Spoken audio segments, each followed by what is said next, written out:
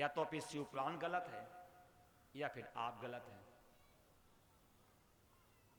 अगर शिव पुराण कह रही है कि जहां पे पतिव्रता नारी के पैर पड़ते हैं तस्मिन सर्वान तीर्थानी, वो सब तीर्थ हो जाता, तो फिर आप लोग अपनी बेटियों को शिक्षा नहीं दे सकते, फिर मंदिर क्यों भेजते? उनको पतिव्रता बनाओ।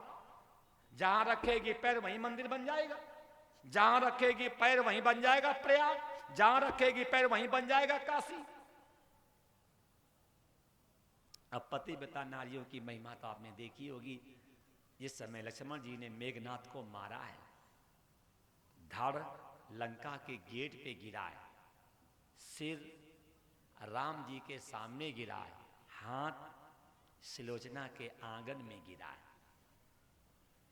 शिलोचना कहां की थी? शिलोचना नागपुर की थी, नाग कन्या। और नागपुर में मैंने कई कथाएं की, नागपुर में मंदिरों में आज भी नाग की प्रतिमा लगती है, क्योंकि नागपुर जो है, ये नागपुर शिलोचना नाग की कन्या थी। तो शिलोचना बैठ के पूजा कर रही थी, दीपक बंद हो गया। जैसे दीपक बंद हुआ, शिलोचना को डर लग गया, लग रहा है क्या सुहाग उजड़ गया। विश्वास फिर भी नहीं हुआ, उठ के आई और मरकत मणियों के फर्श पे उसके पति का हाथ तड़प रहा था। विश्वास नहीं हुआ, अंदर गई, चाक खड़िया ले आई और कहा अगर मन वाणी कर्म से मैंने पति को परमेश्वर माना हो तो ये कटा हुआ हाथ लिखे, किसने काटा, किसका हाथ है। देख लो, इतना विज्ञान बढ़ा है, कोई भी डॉक्टर में हिम्मत हो अगर कटे हुए हाथ से लिखवा दे तो बताओ। आलोचना कितनी बड़ी पतिव्रता ने, कटा हुआ हाथ पड़ा है और कहती है मन वाणी कर्म से मैंने पति को परमेश्वर माना हो तो कटा हुआ हाथ लेके किसका है, किसने काटा। वो कटा हुआ हाथ लिख रहा है, शिलोचनी 1000 वर्षों तक शारदा 1000 मुख से बोले और 1000 वर्षों तक अगर शेष नाग 1000 फनों से लिखे फिर भी लक्ष्मण की कीर्ति लिखना असंभव। विश्वास हो गया, विश्वास हो गया। शिलोचना भाग करके पहुंची अपनी मां के पास। मां, हमें सती होना है, हमें सती होना है और मुझे पति का सिर चाहिए। धन है राम जिसकी तारीफ दुश्मन भी करता हो। मंदोदरी ने कहा बेटी तू रामा दल चली जा, तू रामा दल चली जा। अब मुझे राम पर विश्वास है कि आपका अपमान नहीं होगा। क्यों? राम जो है उन्होंने एक पत्नी व्रता का संकल्प लिया है।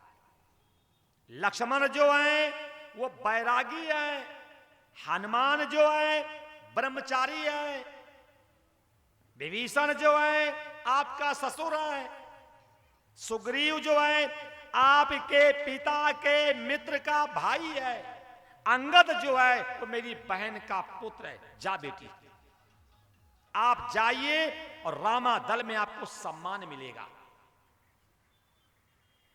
मां को प्रणाम किया, डोली पे बैठ करके रामा दल की ओर गई। जैसे बंदरों ने देखा, राम जी से कहा प्रभु। बोले हाँ। रावण को ज्ञान हो गया। बोले क्यों? बोले सीता जी को भेज दिया।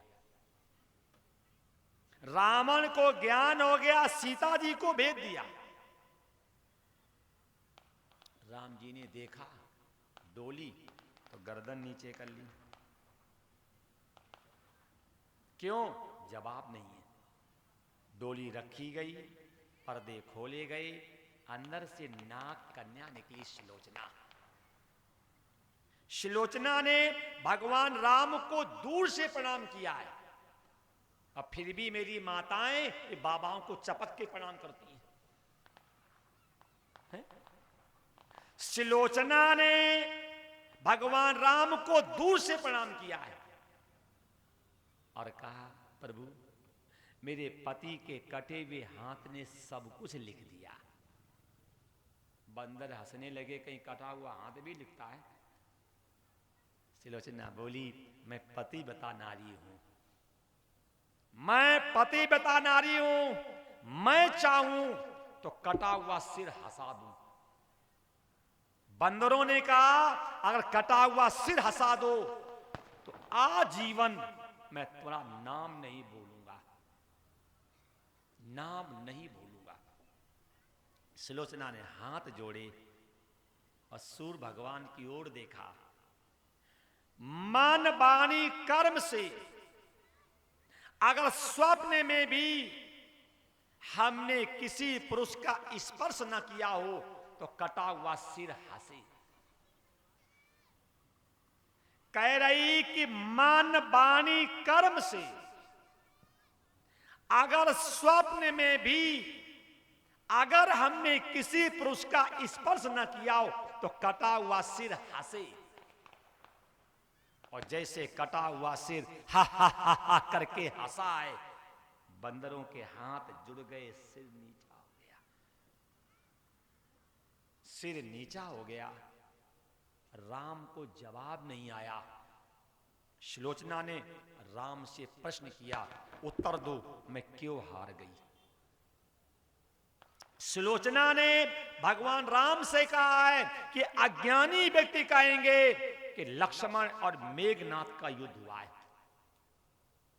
लेकिन युद्ध लक्ष्मण और मेघनाथ का नहीं हुआ, युद्ध हुआ दो पतिव्रता नारियों का, सुलोचना और उर्मिला का। सुलोचना ने कहा, राम जी से हम में कौन सी कमी थी, मैं हार गई, और आपके अनुज बधू में कौन सी विशेषता थी, जीत गई, इसका जवाब दो। राम जी को जवाब ही नहीं आया। क्यों? अगर पति बुरा कर्म करता है तो इसमें पत्नी का कोई दोष नहीं। भगवान राम से जवाब मांगा है कि मैं क्यों हार गई और आपकी अनुज बधू क्यों जीत गई, इसका जवाब दो। जब राम जी को जवाब नहीं आया है तब सुलोचना रो करके बोली, महाराज हमसे एक गलती हो गई है। पत्नी वही है जो अपने पति को पतन से बचा ले। उर्मिला ने अपने पति को पतित पावन की सेवा में लगा दिया और मैंने अपने पति को पतित पावन के द्वेष में लगा दिया, मैं इसलिए हार गई। गलती मानी है कि हर स्त्री की जिम्मेदारी बनती है, पति पत्यति रक्षति सा पत्नी। पत्नी वही है जो अपने पति को, अपने बच्चों को, अपने परिवार को पतन से बचा ले। अब तो माताएं कहती हम पतन से बचा नहीं पाएंगी तो हमें पत्नी मत कहा करो, हमें वाइफ कहा करो, क्योंकि हम पतन से बचा नहीं पाएंगे। आपको ये भी मालूम होगा कि वाइफ के साथ वाइफ मिलती है, मिलती है, और बीबी के साथ टीबी मिलती है। क्यों? बीबी के साथ टीबी इसलिए देते हैं कि बीबी मर जाए, रोना मत, टीबी दे करके काम चला लेना, इसलिए बीबी के साथ टीबी मिलती है। और सुन लो, वाइफ के साथ वाइफ क्यों मिलती है? कि तुम दिन भर वाइफ के कान ऐठो हुर्र हुर्र, और जहां घर में आए पकड़े कान पुर्र पुर्र, इसलिए मिलती है कि तुम उसे ऐठो वो तुम्हें ऐठे। तो ध्यान रखना, प्रसंग पे आ जाओ, कोई पंडित जी कहां भाग जाती, तो मुझे तो तुलना करने मजा आती है, तुलना करने मजा आती कि बीबी साथ टीवी मिलती क्यों है। इसीलिए तो रोना मत, बीबी मर जाए हंसा करो, टीवी देख करके खूब खुशी हुआ कर।